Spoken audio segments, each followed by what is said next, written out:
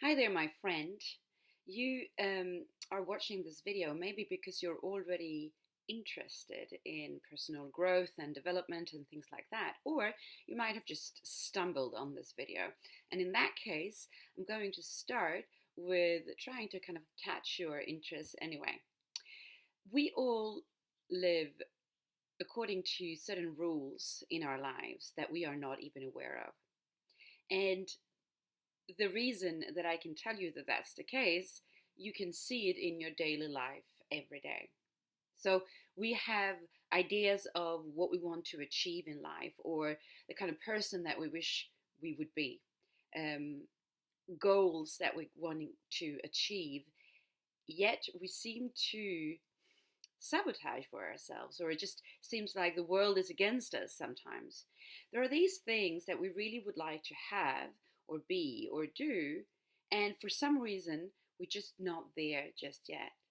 And we can find plenty of reasons telling ourselves, justifying to ourselves, but deep down inside of us, we have this lingering feeling that I'm just not going to get there. And actually, I'm here today to tell you that all of that is linked to one simple concept. And that concept we call self image. And why do we call that self image? Because it is an idea that you have about who you are. Now, very briefly explaining what this comes from, it actually started back in the 60s. Um, Max Molzer, who was not at all into psychotherapy, but who was a plastic surgeon, and he was helping people to change the way they saw themselves physically, actually, by changing, their nose or their jawline or whatever it might have been.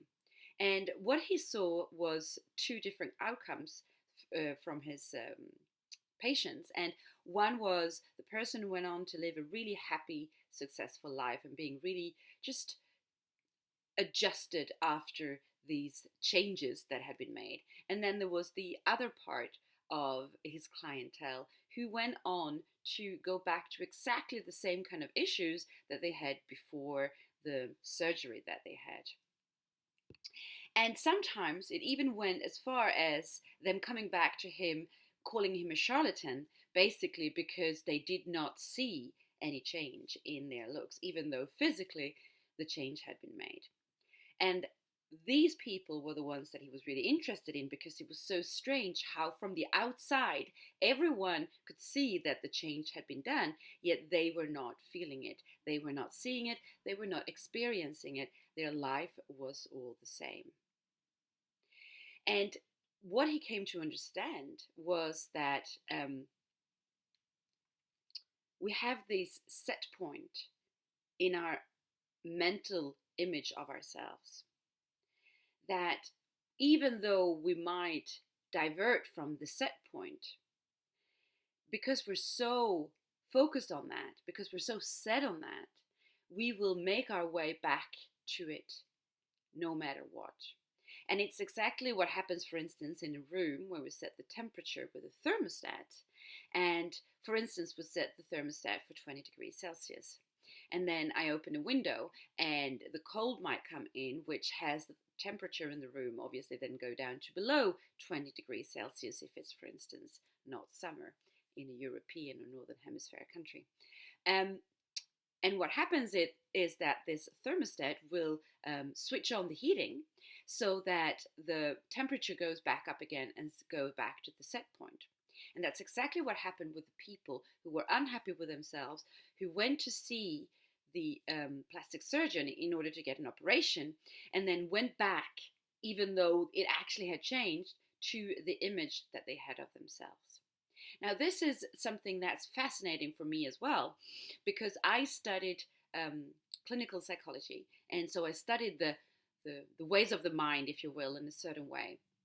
And then my own personal journey went through a lot of changes, not so much due to this information, because that was just theoretical for me and I couldn't really integrate it in the image that I had of myself. But when it actually started to change was when I started to work on a different level with my physical body through the yoga practice that I had that changed actually the way my body was shaped and felt.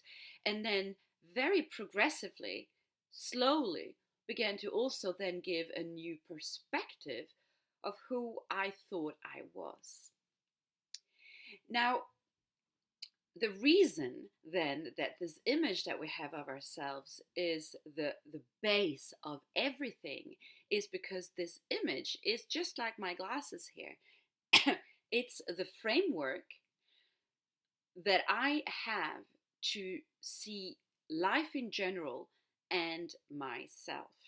So, life in general, that means that the way I will position myself in comparison with other people, for instance, but also in the environment in general, is very much linked to this framework that I have. The way I will interact with others and also the way I will feel about other people is very much linked to this.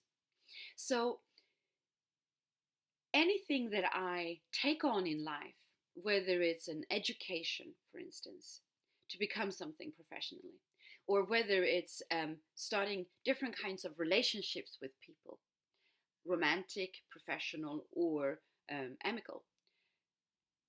And even what I'm planning to structure my life as, now that means on a broader scale than the relationships and the profession, all will be set from the framework that I am observing everything. So, the image that I have of myself, the image that I have of the world, will determine all of this. Now, what's very interesting is that when you realize this, you become a little bit less hard on yourself, because the reason that you cannot change the things that you want to change, the reason that you're addicted to things and you can't just stop being addicted to them, the reason you keep on suffering from things so that you can't lose weight or put on weight or be good at maths or spelling, is all linked to this. So unless we find a way to begin to change that framework, the glasses that I'm wearing, then none of that will change. And so actually, change in itself is not something that's so complex. It's not complicated, actually. That's what I want to say. It's actually quite straightforward. But it takes consistency. And the reason it takes consistency is because that image that you have of yourself has been impregnated in you, implemented, trained, conditioned in a very consistent way since day one. So, of course, to reverse that, we need to work on the same principles, the same mechanisms. So, there are things like how I see myself physically, mentally, emotionally, how I place myself in relationship to other people, how I place myself in relationship to a profession and how successful I will be in this, and how I place myself in general, as in life is easy or difficult, can be changed and worked on from this perspective of image of myself. Now, I could go into all the details and the tools that we use in order to do so, but you're already switching on to something else. So, what I'm inviting you instead to do is to come to my website, yogisha.com, and just basically get the free masterclass on what self-image is constructed in, how the mind works, and what I suggest as tools in order to work on it. And if that sounds interesting for you, then I have other tools where you can actually pay me as well in order to participate in a project of change that I call the Self-Image Project. Get in contact with me at info@yogisha.com as well in order to get more hands-on information and even just to exchange with me. All right, see you.